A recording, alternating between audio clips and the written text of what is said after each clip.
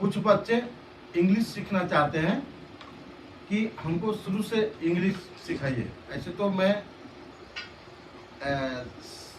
चलता ही रहता है, ये तो कोचिंग चलता ही रहता है।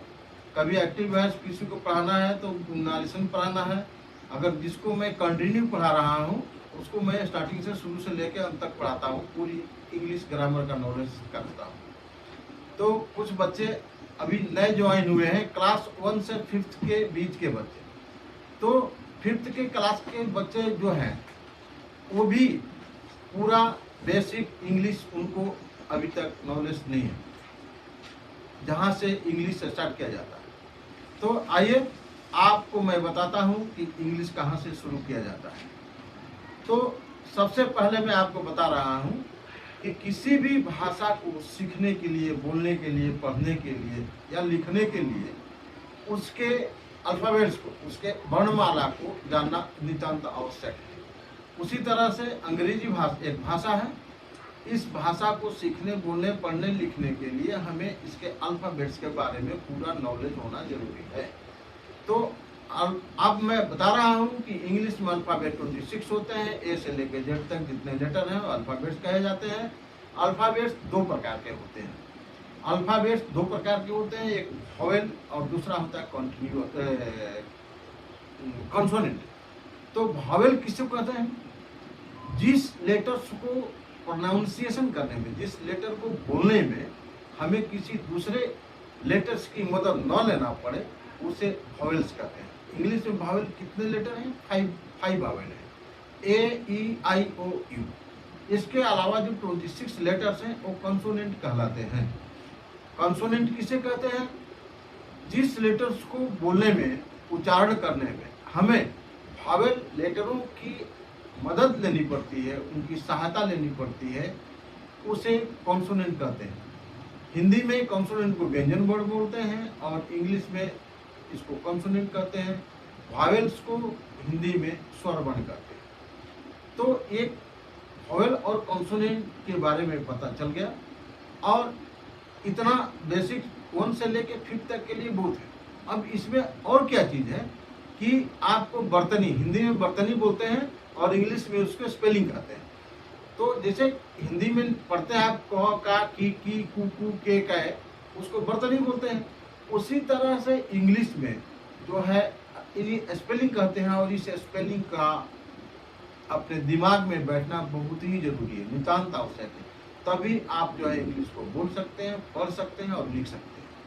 तो आपको यदि ये सब याद है तो ठीक है, अगर नहीं याद है तो आप कमेंट कीजिएगा और मुझे बताइएगा, मैं आपको इसका पूरा अच्छी तरह से लिख करके आपको भेज दूँगा। तो ये रहा अल्फ़ाबेट। इतने अल्फ़ाबेट में इतना ही जानिए। इसके बाद में जो बीच में और सब्जेक्ट हैं इसके अल्फ़ाबेट के अंदर, वो हम 5वीं क्लास के बाद पढ़ाएंगे, तब आपको समझ में आएगा। तो एक लेटर्स को अल्फ़ाबेट कहते हैं। अल्फ़ाबेट दो प्रकार का हो गया, वोवेल और कॉन्सोनेंट। अब हम आगे बढ़ेंगे कि केवल अल्फ़ाबेट के ज्ञान होने से ही हम जो है इंग्लिश को बोल नहीं सकते, लिख नहीं सकते, पढ़ नहीं सकते। उसके बाद आता है वर्ड। तो एक लेटर को अल्फ़ाबेट कहते हैं, और 2 या 2 से अधिक लेटरों के मेल को शब्द कहते हैं। When 2 or more letters combine together and give some suitable meaning is called word. A word is a group of letters that make complete sense, meaningful sense. इसको कहते हैं वर्ड। जैसे कि आप एक वर्ड है वो लेटर हो गया, 2 वर्ड जिसका मीनिंग हो गया वो शब्द हो गया। जैसे गो, GO, 2 लेटर हो गया और इसका गो हुआ, गो माने जाना हुआ, इसका अर्थ भी निकल रहा है, इसका मीनिंगफुल सेंस भी निकल रहा है, इसलिए इसको वर्ड कहेंगे। इसका एक्सेप्शन है, अपवाद भी है 2। एक लेटर है ए, वो भी वर्ड में कभी कभी कम होता है। ए का मतलब होता है एक, और आई का मतलब होता है मैं, उसका मीनिंगफुल है, लेकिन ये एक ही लेटर है। तो ये 2 लेटर्स जो है इंग्लिश में एक्सेप्शन है, इसके ये वर्ड के अंतर्गत नहीं आते। किसी बुक्स में आपको इसको वर्ड के अंतर भी ले लेते हैं, उसकी परिभाषा लिख देते हैं, एक या एक से अधिक लेटरों के मेल को जिसका अर्थ निकले उसे वर्ड कहते हैं। तो ये समझने की बात है और कोई ज़्यादा दिक्कत नहीं है। तो वर्ड भी समझ में आ गया होगा कि ये वर्ड किसे कहते हैं। तो अब वर्ड के बाद क्या होता है, सेंटेंस। सेंटेंस दो वर्ड, दो लेटर्स जब मिल गया तो वर्ड हो गया। अब दो वर्ड या दो से अधिक वर्ड यदि मिल जाते हैं तो सेंटेंस कहलाते हैं। When a sentence क्या है, sentence is a group of words that make complete meaningful sense. तो ये हो गया वर्ड। तो अब वर्ड में थोड़ा सा हम विस्तार पूर्वक पढ़ेंगे कि वर्ड क्या है। वर्ड जो है दो या दो से अधिक शब्दों के मेल को वर्ड कहते हैं। तो हम जैसे परिभाषा दिए हैं कि एक group of words that make complete sense, meaningful sense is called word. तो ये इसकी परिभाषा पूर्ण नहीं हुआ। पूर्ण परिभाषा होता है कि a word is a group of words arranged in an order, proper order that make complete meaningful sense. The word is a group of words, या इसको कह सकते हैं कि word is an arrangement, sentence is an arrangement of words in a proper order that make complete and meaningful sense. इसको sentence कहते हैं। तो वो उसको प्रॉपर लिखना है तब जा करके होगा। ये नहीं कि नियमानुसार आप लिखेंगे तब जा करके उसको अरेंज करेंगे तब जा करके वो सेंटेंस कहलाएगा। ऐसे तो ग्रुप ऑफ वर्ड्स 3-4 वर्ड को जोड़ दीजिए, उसका कुछ मीनिंग नहीं निकलेगा या मीनिंग गलत निकलेगा तो वो सेंटेंस नहीं कहलाएगा।